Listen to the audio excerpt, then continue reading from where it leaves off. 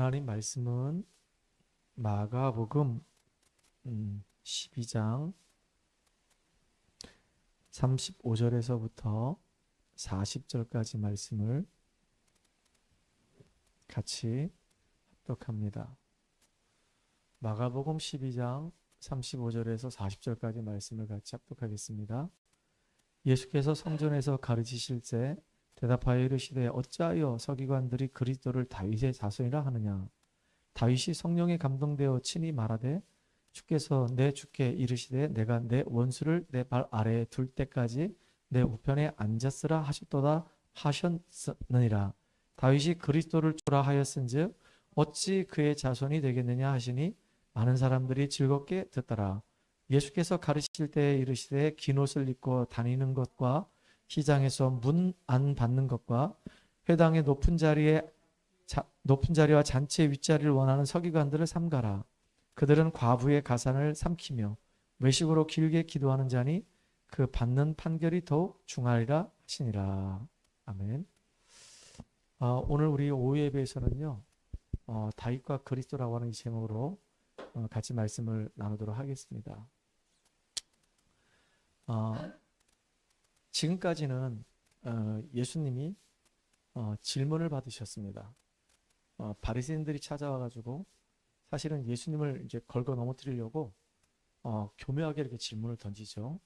또 헤롯 왕이 찾아오고 심지어는 사두개인들이 찾아와가지고 서기관들이 찾아와가지고 어떻게 하든지 예수님을 걸어서 넘어뜨리려고 해요. 근데 오늘 본문에 보게 되면 오히려 이제 예수님이 질문을 던집니다. 질문을 던지는데 뭐라고 질문을 던지냐면 35절에 이런 말씀이 있습니다. 어찌해서 서기관들이 그리스도를 다윗의 이 자손이라고 얘기하느냐? 그리스도가 다윗의 자손 맞습니까? 이렇게 질문을 던졌단 말이에요. 그리스도가 정말로 다윗의 이 자손이 맞냐? 라고 질문을 던지니까 이제 성경을 인용해서 이야기합니다. 뭐라고 얘기하냐면 다윗이 성령에 감동되어서 친히 말하되 주께서 내 주께 이르시되 내가 내 원수를 네 발 아래에 둘 때까지 내 우편에 앉아 있으리라 하셨도다 하였느니라. 이렇게 얘기했거든요. 이거는 사실은 시편에 있는 내용, 110편 1절에 있는 내용을 인용한 거란 말이에요. 그럼 시편이면 구약이잖아요. 그러면 구약 12부려를 보게 되면 어떻게 되어 있냐면 이렇게 되어 있습니다. 다윗이 성령에 감동되어 친히 말하되 주께서 내 주께 이렇게 두 번 주라는 말이 나온단 말이에요. 퀴리오스. 그러니까 헬라어로는 퀴리오스란 말이에요. 근데 이 구약 성경으로 가다 보면은 여기서 앞에 있는 주는 누굴 말하는 거냐면 여호와 하나님을 얘기하는 거예요. 여호와 하나님께서 내 주께, 바로 내 주께는 누굴 말하는 거죠? 예수님께. 여기서 내는 누굴 말하는 걸까요? 다윗을 얘기하는 거예요. 다윗의 인생의 주인 되시는 그 예수님께. 이렇게 이해하면 되는 거예요. 그러니까 하나님께서 내 예수님께 이르시되 내가 네 원수를 네 발 아래에 둘 때까지 내 우편에 앉아 있으라 하셨도다 하였느니라 그랬거든요. 그러니까 다윗이 이미 벌써 예수님 오시기 전부터 예수님이 자기의 주라고 얘기했단 말이에요. 그러니까 예수님이 질문한 것이 그리스도를 다윗의 자손이라 하느냐? 자손이 맞냐? 라고 물어봤단 말이에요. 자손이 맞아요? 그러면 예수님 말씀처럼 그럼 어찌해서 그 예수님을 두고 다윗이 내 주라고 얘기했냐? 그러면 어떻게 그리스도가 다윗의 자손이 될 수가 있냐? 예수님이 이 땅에 오시기 전부터 이 다윗은 성령에 감동받아서 충만해가지고 주를 자기의 주라고, 예수님을 자기의 주라고 고백했는데 그럼 이게 맞냐? 여러분 어떻게 생각하십니까? 갑자기 머리에 막 쥐가 납니까? 점심도 먹고 나니까 막 헷갈립니까? 다윗이 그리스도를 주라 하였은즉 어찌 그의 자손이 되겠느냐 하시니 많은 사람이 즐겁게 듣더라. 여기에 중요한 비밀이 숨겨져 있죠. 예수님이 마태복음 1장 1절에 보면은 아브라함과 다윗의 자손 예수 그리스도의 세계라. 다른 말로 얘기하면 아브라함과 다윗의 후손인 예수 그리스도의 족보라. 이렇게 되어 있단 말이에요. 그러니까 누가 누굴 낳고 쭉 나온단 말이죠. 그러다 보니까 아브라함부터 시작해서 14대가 지나가고, 또 다윗으로부터 시작해서 14대가 지나가고, 또 다윗으로부터 시작해서 저 바벨론에 포로 잡혀갈 때까지 14대가 지나가고, 또 바벨론에 돌아와가지고 이 다윗의 후손인 요셉까지 14대가 이렇게 지나간단 말이에요. 그러니까 결국 요셉은 누구의 후손입니까? 요셉은 누구의 후손이에요? 다윗의 후손이잖아요. 다윗의 후손. 다윗의 후손. 말이 막 새 나가네. 다윗의 후손인데, 근데 이 요셉이 누구하고 정혼했어요? 마리아하고 정혼했잖아요. 그러면 마리아가 임신했는데 이게 요셉의 씨입니까? 요셉의 집안을 통해서 결국은 메시아가 오신 건 맞는데, 아니 마리아하고 이 요셉이 정혼해가지고 같이 잠자리를 해가지고 임신한 겁니까? 그게 아니잖아요. 그게 아니고 진짜 다윗의 이 혈통을 따라서 오긴 왔는데, 이미 영세전에 계셨던 그 예수님께서는 그때를 기다리고 계셨다가 이제 마리아의 몸에 성녀로 잉태돼가지고 이 땅에 메시아로 오신 거란 말이에요. 그러니까 엄밀히 보게 되면, 육신적으로 보게 되면 다윗의 혈통을 따라서 이 메시아가 오신 것처럼 보인단 말이에요. 근데 엄밀히 영적으로 보게 되면은 이미 예수님은 언제부터 계셨어요? 영원전부터 계셨던 거예요. 영원전부터 계셨던 예수님이 우리를 구원하기 위해서 이제 그날 마리아 몸을 통해서 이 땅에 오신 것일 뿐이란 말이에요. 이해 가십니까? 그러니까 예수님은 다윗의 후손이 아니죠. 오히려 다윗이 예수님을 주라고 고백하는 그런 일이 벌어진 거죠. 그러니까 사람들이 이 말을 한 이유가 뭘까요? 이 말을 한 이유가 뭐냐면, 내가 바로 구약에 그렇게 예언했던 바로 그리스도 메시아다, 이걸 이야기하려고 하는 거예요. 그래서 오늘도 우리는 복음을 정확하게 이해해야 되겠죠. 창세기 1장 1절에 하나님께서 말씀으로 이 세상을 다 창조하시고 난 이후에 우리 인간만 하나님의 형상을 가진 영적인 존재로 창조하셨습니다.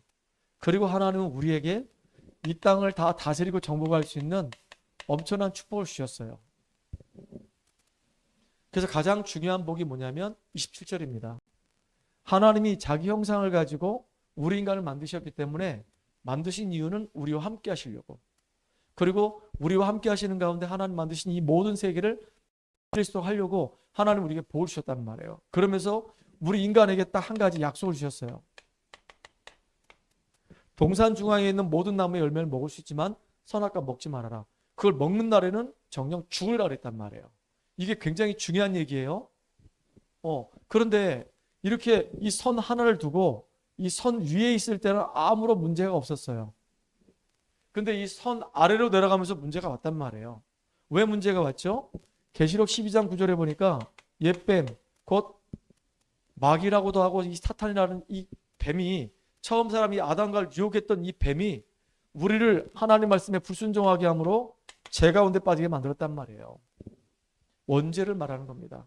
이 원죄 가운데 빠짐으로 인해서 결국은 우리 인간은 실패한 인생이 된 거예요.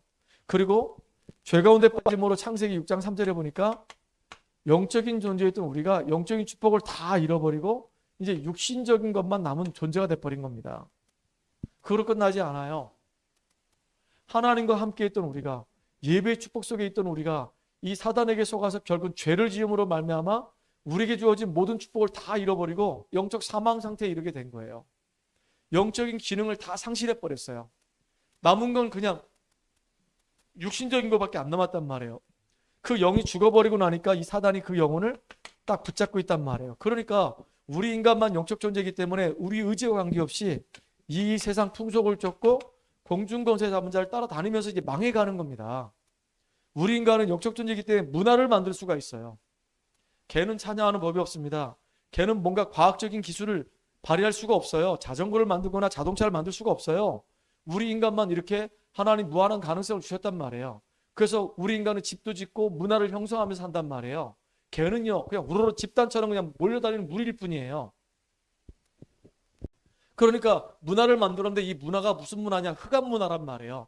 이 노래도 흑암 문화. 그러니까 타락한 천사가 결국 우리 인간에게 하나님을 찬양할 이 입을 가지고 하나님 찬양해야 되는데, 결국은요 이 문화인 이 찬양을 가지고 타락을 시켜서 완전히 세상 사람들이 이상한 노래 부르면서 결국은 저주와 재앙 가운데 자꾸 빠지게 만든단 말이에요. 이걸 알아야 되는 겁니다. 그러니까 본질상 진노의 자녀가 될 수밖에 없고 어느 날 생각지도 못하게 정신문제에 와요. 이거 피할 수가 없어요. 아니 우울증 걸리고 싶은 사람 누가 있겠어요? 아니 조울증 걸리고 싶은 사람 누가 있겠습니까? 조현병에 시달리고 있는 사람 누가 있겠어요? 얼마 전에도 조현병 걸린 분한테 전화가 와가지고 같이 대화를 나누게 됐습니다. 너무 힘들다는 거죠. 참 그런 얘기 들으면서 정말로 너무 안타까웠어요. 근데 얘기를 들어보니까 이게 집안 내력이라.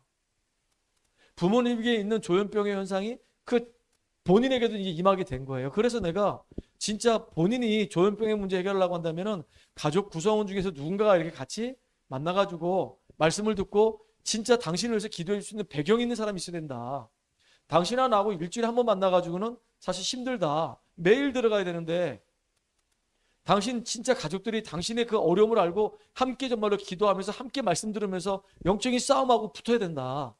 그렇지 않으면 정말로 쉽지 않다. 아니면 좋은 방법이 있는데 아예 시설이 세팅되어 있는 곳으로 가는 게 좋겠다. 거기 가면은 일단은 거기서 계속 하루 종일 말씀을 선포하고 예배를 드리니까 흑암이 계속 꺾여 나가니까 완전히 치유될 때까지 거기 있으라.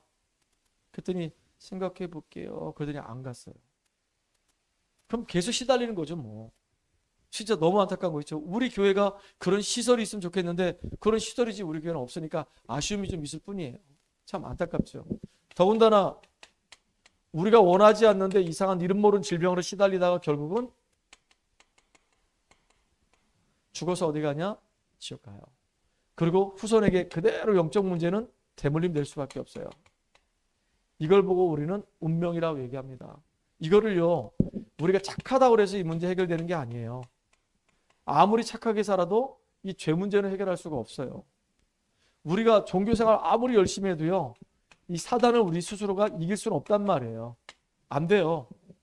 우리가 공부를 아무리 열심히 하고 세상적 지식을 많이 안다 할지라도 우리 스스로는 하나님 만날 수가 없고 한계를 뛰어넘을 수가 없습니다. 영적 문제 해결할 수가 없어요. 그래서 하나님께서 우리에게 의논도 안 하시고 일방적으로 이 땅에 그리스도를 보내주신 겁니다. 그분이 누구냐? 바로 예수님이세요. 이 예수님께서 십자가에서 죽으시고 부활하심으로 우리의 인생의 모든 문제 해결하신 그리스도의 일을 하신 겁니다. 이게 보통 축복이 아니잖아요. 예수가 정말로 이 땅에 오셔서 나와 여러분들의 모든 죄 문제를 위해서 대신 죽으시고 그분이 지금 부활하셔가지고 우리 속에 우리와 함께 하시면서 우리에게 정말로 이제 싸워서 이길 수 있는 권능을 주셨단 말이에요. 권세를 주셨단 말이에요. 예수님이 그리스도로 오셔서 하신 일이 이 마귀의 일을 완전히 박살내 버리셨어요. 그런데다가 이 땅에 오신 이유가 섬김을 받으려고 오신 것이 아니라 대속 제물이 되기 위해서 오셨다 그랬어요. 그리고 하나님 만나는 길을 유일한 길을 열어주셨습니다. 우리가 할 일은 이 예수님 마음에 믿고 영접하게 될 때 그때 하나님의 자녀가 되는 거예요. 이게 보통 축복이 아니잖아요.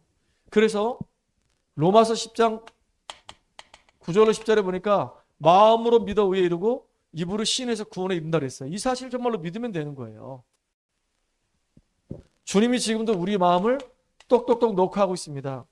이 귀신은 막 강제적으로 막 들어가서 그 사람을 딱 장악해버려요. 근데 예수님은 인격적인 분이기 때문에 절대로 강제적으로 들어오지 않고 마음의 문을 열도록 계속 우리에게 은혜 주시고 감동을 주신단 말이에요. 마음의 문을 탁 열고 예수님 정말로 내 안에 들어오셔서 내 인생에 주인 되시옵소서라고 할 때 그때 엄청난 일이 벌어지는 겁니다. 언제요? 지금요. 날마다 우리가 주님과 함께하는 비밀 누리는 것이 너무너무 중요해요. 그래서 요한복음 14장 16절로 17절에 보니까 보혜사 이 성령께서 우리를 고아처럼 놔두지 아니하시고 영원토록 우리와 함께 하신다 그랬어요. 이게 얼마나 큰 복인 줄 아십니까? 완전히 신분이 마귀의 자녀가 아니라 이제 하나님 자녀로 바뀌는 겁니다. 더군다나 우리가 하나님 말씀을 통해서 모든 것 깨닫게 되고 생각나게 하시고 참된 평안을 주신다 그랬어요. 더 이상 우리가 세상 풍속을 따라다닐 이유가 없는 거예요.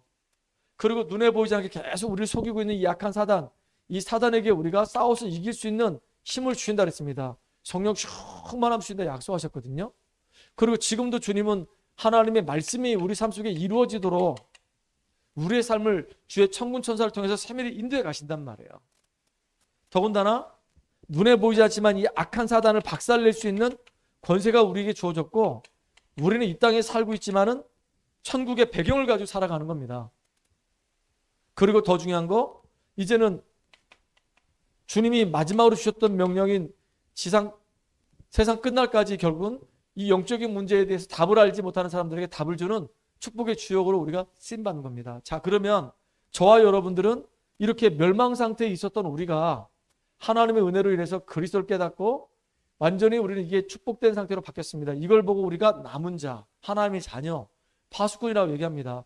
그래서 우리가 복음을 누림으로 말미암아 이 어둠의 현장에서 계속 빛을 비추는 겁니다. 이 현장을 살려내는데 우리 힘으로 안 되기 때문에 보좌의 능력이 우리에게 필요하단 말이에요. 하나님의 능력이 내게 필요하고 그 능력 가지고 237과 저 5천 종족과 땅끝까지 살리는 그 응답을 우리가 누려야 되는 겁니다. 그래서 우리는 어떤 만남을 갖든 간에 어떤 일을 갖든 간에 다 수용할 수 있는 힘이 있으면 돼요. 영적인 문제에 있는 사람들 만나서 수용하고 복음으로 답을 주고 그를 살려내면 되는 거예요. 그 일을 이루도록 하나님 우리를 인도하신 겁니다. 그래서 우리가 이렇게 세상을 살리는 이 여정을 우리가 광야의 여정이라고 그래요. 근데 광야의 여정에서 우리가 승리하려고 하니까 어떻게 해야 됩니까? 예배의 축복을 누려야 되는 겁니다. 예배의 축복. 성막 중심으로 하나님 말씀을 듣고 그 말씀을 언약으로 붙잡고 인도를 받아가는 거예요. 그러면 하나님은 우리 자신들을 세우실 뿐만 아니라 이제 이 세상을 살리는 문을 열어주신단 말이에요. 너무 감사하잖아요. 그 문을 열어가는 그 길이 바로 뭐냐면 나의 기능이에요. 경제의 문도 열리고 진짜 그 기능 가지고 현장의 문도 열리고 다양한 현장을 살릴 수 있는 축복의 도구가 된단 말이에요. 자, 오늘 보세요. 다윗하고 그리스도 이야기했거든요. 여러분, 이 다윗이 받은 복이 있습니다. 다윗이 어릴 때부터 아버지 이새를 통해서 복음을 들었습니다. 다윗은 내세울 게 없어요. 베들레헴 사람입니다. 그 아버지 이새도 목동이에요. 어마어마하게 큰 정치인이 아니었단 말이에요. 그냥 베들레헴 그 땅에서 램이라고 하는 거 아까 떡이라고 그랬죠. 베들은 집이란 말이에요. 떡집 같은 그런 곳이에요. 이름도 빛도 없는 그런 지역에서 그냥 이 목동이를 한단 말이에요. 그런데 중요한 게 뭐냐면 이 목동으로 있으면서 이 다윗은 뭘 알았냐면 나는 비록 내가 목동이지만 나는 하나님의 자녀다. 나는 구원받은 하나님이 함께하는 축복된 사람이다라는 사실을 알았단 말이에요. 그러니까 하나님의 자녀는 이 신분을 알았으니까 이 사람은 뭐했냐? 늘 자기가 은혜 받은 내용들을 가지고 글을 기록했어요. 글을. 그게 지금의 시편이 이제 나오게 된 배경이란 말이에요. 그리고 이 목동으로 있으면서 이 다윗은 뭐했냐? 진짜 자기가 하는 그 업에 놀라운 축복을 누리면서 양 한 마리 잃지 않았습니다. 사자가 와서 양을 집어가면은 돌 가지고 사자를 때려잡아가지고 입을 벌려서 양을 뺏어오고, 곰이 발톱 가지고 이 양을 잡아가려고 하면 가서 돌로 또 곰을 때려잡아가지고 양을 보호하고 그랬단 말이에요. 하나님은 다윗이 이렇게 시를 쓰면서 하나님을 찬양했고, 심지어는 찬양하는데 어떤 일이 벌어졌냐? 사울 왕의 역사는 악신이 떠나간 일이 벌어졌어요. 아니, 귀신 들려가지고 막 헤매고 있는 그 사울왕이 복음 가지고 복음 누리고 있는 이 다윗이 가서 찬양하면서 그 악신을 꺾어버렸단 말이에요. 사람 살렸죠. 나 자신을 하나님 앞에 세우면서 나의 기능을 최고의 상태로 만들고 진짜 내가 만나는 사람, 정말로 영적으로 시달린 사람을 복음으로 도와주고 살려주는 역할을 했단 말이에요. 누가요? 하나님의 자녀라고 하는 이 신분을 알고 누리고 있는 이 목동 다윗이 받은 복이 얼마나 큽니까? 그런데다가 이 다윗이 나중에요 장수가 됩니다. 물론 그 전에 이 다윗이 이 목동으로 있을 때도 어린 시절에도 골리앗을 무너뜨리는 일을 쓰임 받았어요. 이 다윗이 하는 고백 좀 보세요. 뭐라고 고백합니까? 이런 고백합니다. 이때는 여호와는 나의 목자라고 얘기해요. 자기가 목동이니까 목자라고 얘기합니다. 이때 장수로 있을 때는요, 전쟁터에 나가서 늘 승리하고 돌아오는 겁니다. 이때는 뭐라고 얘기하냐면 여호와는 나의 방패시요, 나의 요새시요, 나의 산성이시요, 이렇게 고백하는 겁니다. 그러니까 다윗은 목동으로 있을 때나 장수로 있을 때나 어디에 있든 간에 항상 이 축복을 누리는 지역이 있단 말이에요. 이해 가셔요? 그런데다가 이 다윗은요, 나중에 왕이 됐을 때 뭐라고 얘기하냐? 여호와 하나님이 나의 왕이십니다. 그러면서 이 다윗은 왕이 된 이유를 알았어요. 나는 어릴 때부터 왕이 되어서 뭘 할 것이냐? 정말로 언약궤 모실 성전을 지어가지고 우리 전 성도들과 함께 성전에서 예배드리며 237 살리는 그 응답을 누릴 것이다. 그랬단 말이에요. 이게 보통 축복이 아니잖아요. 그러니까 다윗은 벌써 목동으로 있으면서 내가 누군지 알았어요. 내가 누군지 안다는 것은 되게 소중한 거거든요. 나는 하나님의 자녀구나. 나는 앞으로 이스라엘의 왕이 될 사람이구나. 더군다나 더 중요한 건 뭐냐면 우리 후대들을 통해서 하나님이 이 땅에 메시아를 보내겠구나. 이거를 다윗은 알았단 말이에요. 그래서 시편 110편 1절에 보니까 내 주께서 내 주께 원수의 발등상이 되기까지 내 옆에 앉아있으라고 하신 그 말씀이 내 주라고 얘기했거든요. 그러니까 하나님이 우리 집안의 혈통을 통해서 이 땅에 메시아 보낼 것이구나. 알았어요. 그래서 다윗은 항상 고백했습니다. 뭘 고백했냐? 목동으로 있을 때는 여호와가 나의 목자십니다. 그래서 나는 늘 부족함이 없다라고 얘기했어요. 여호와가 나의 목자시니까. 그리고 전쟁터에 나가는 장수로 있을 때도 늘 고백한 게 뭐냐면 여호와는 나의 산성이시요, 그러면서 나의 방패시요, 나의 요새라고 고백했어요. 아무것도 문제되지 않죠. 나중에는 왕이 됐을 때는요, 진짜 여호와만이 나의 왕이십니다라고 고백했어요. 그 말은 무슨 말이냐면 이 다윗은 평상시에 늘 항상 임마누엘을 누렸다는 얘기예요. 여러분들이 이런 축복 누리시길 주의 이름 축원합니다. 그런데 중요한 게 뭐냐면 이 다윗의 후손으로 누가 오셨냐? 그리스도가 오셨어요.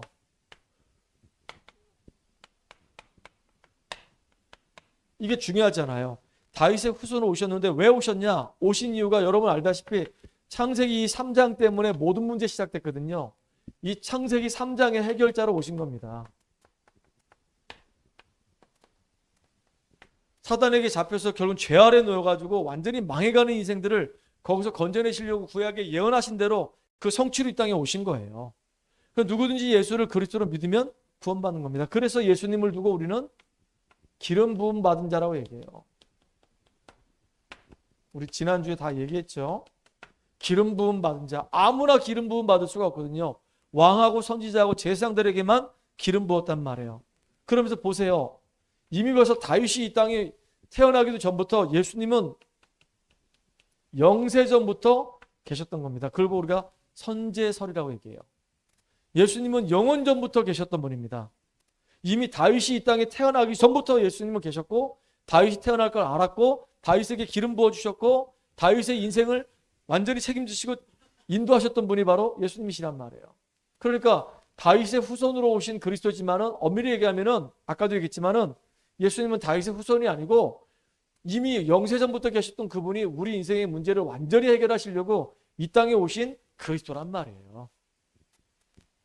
이게 믿어집니까? 그래서 우리에게 정말로 필요한 게 뭐냐면 나는 누구냐라고 하는 거예요. 나는 예수 그리스도 이름 때문에 구원받은 하나님의 자녀다. 내가 얼마나 소중한 사람인지 알면 돼요.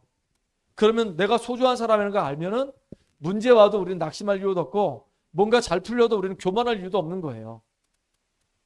알겠죠?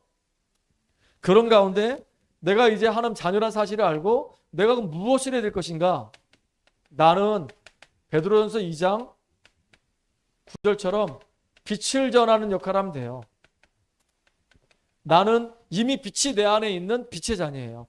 그러니까 다윗이 고백했던 것처럼 늘 주님과 함께하는 이 비밀을 늘 감사로 고백하다 보면 악신 들려서 시달리고 있는 이 사울왕이 완전히 치유받은 것처럼 우리 주변에 우리와 관계된 영혼들을 살리는 그런 역할을 감당한단 말이에요. 그 사람을 보고 우리는 형통한 자라고 얘기합니다. 이미 하나님께서는 우리에게 형통케 하는 복을 주셨어요. 내가 힘을 얻으면 다른 사람을 살려낼 수 있는 이런 어마어마한 은혜를 우리에게 주셨단 말이에요. 이 응답을 누리는 우리가 되기를 주의 이름 축복합니다. 기도하겠습니다. 하나님 감사합니다. 오늘도 하나님께서 이 다윗의 여정을 통해서 이미 예수님께서는 영세전부터 계셨고 이제 하나님의 놀라운 언약을 이루기 위해서 계획을 이루기 위해서 이 땅에 다윗의 혈통으로 그 마리아 몸을 빌어서 성육신하셔서 이 땅에 오셨음을 고백합니다. 다윗이 예수님을 두고 내 주라고 고백했던 것처럼 주님, 우리 인생 문제 그리스도 아니고는 해결될 수 없습니다. 날마다 우리가 주님과 함께하는 비밀을 누리며 승리하는 인생 되게 하시고 기능과 업에 복을 주시며 만나는 모든 사람들을 어떤 상황이 있든 간에 그들을 복음으로 살려낼 수 있는 정인으로 인도받게 하여 주시옵소서. 예수님의 이름으로 감사하며 기도합니다. 아멘. 찬송가 200